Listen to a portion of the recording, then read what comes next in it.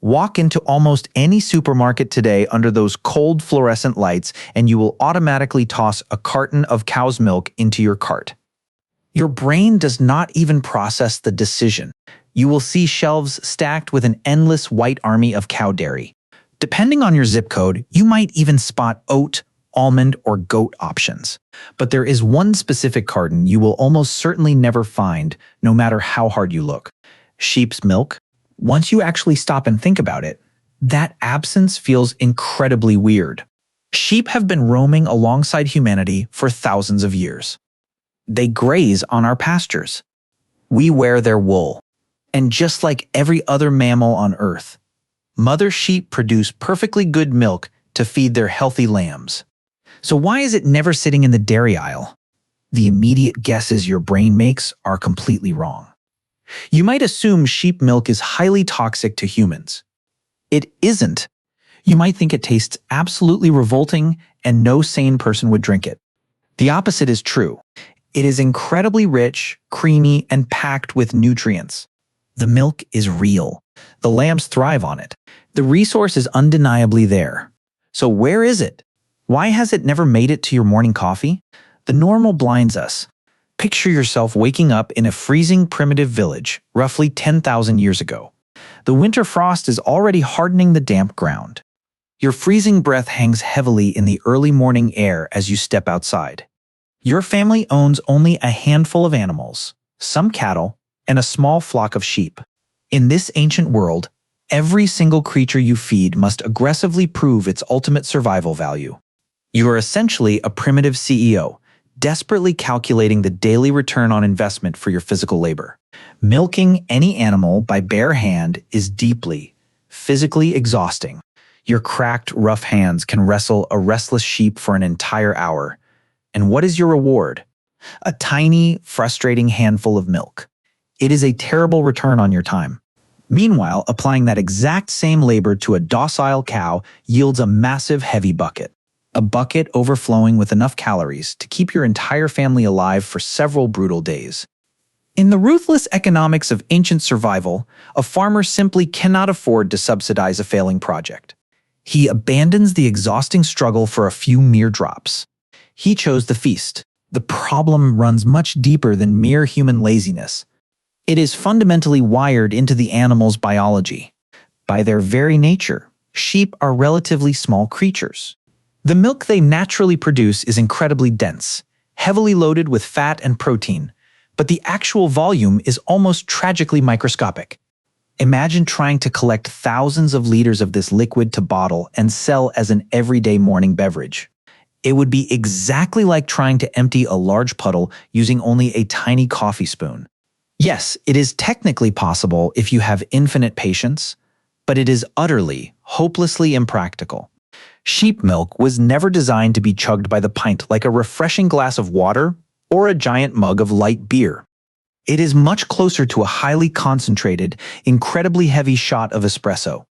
You simply cannot build an entire liquid dairy empire on microscopic yields that require maximum effort to extract.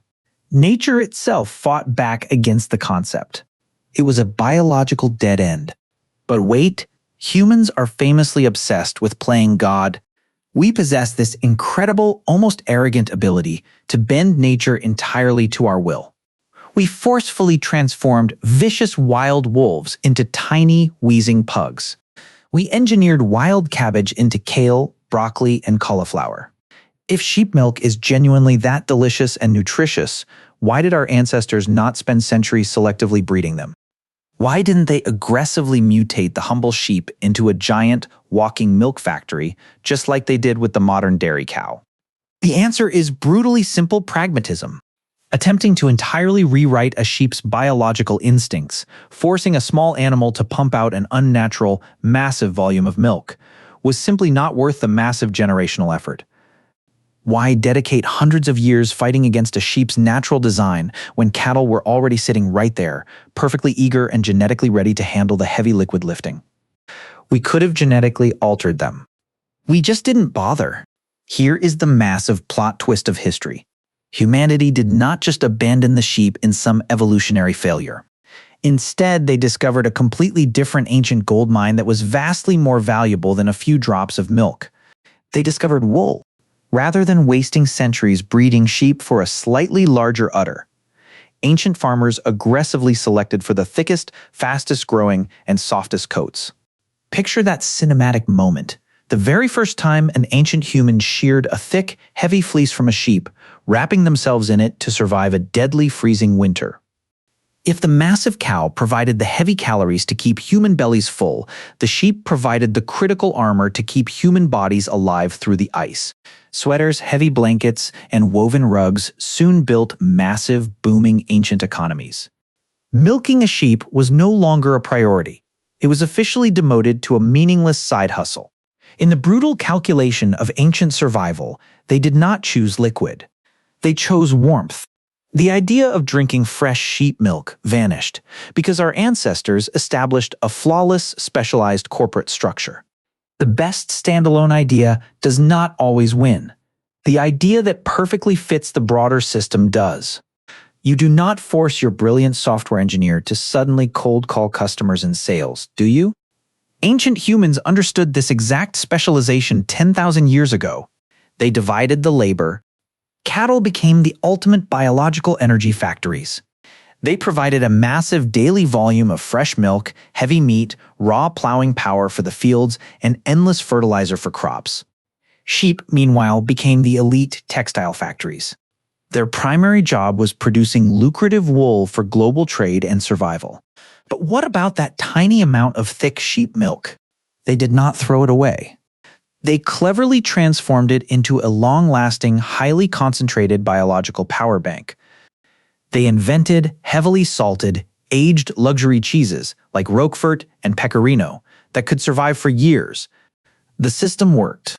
History never hated sheep's milk. It simply found a much better, far more lucrative job for the animal, gracefully yielding the fresh liquid stage to cattle. The next time you pull a warm wool sweater over your shoulders on a chilly morning, or pour a cold glass of cow's milk, pause for just a second. Look closely at what you're wearing today. You're not just looking at ordinary groceries or simple clothing. You are actively participating in the final, living result of millions of ruthless, invisible decisions made by desperate farmers thousands of years ago.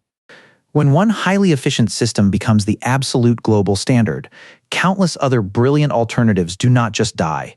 They quietly transform into entirely different shapes, fading silently into the background of our everyday lives.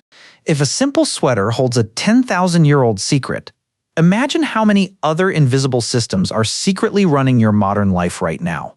Subscribe to explore the hidden architecture of our world. Stay curious. End of script.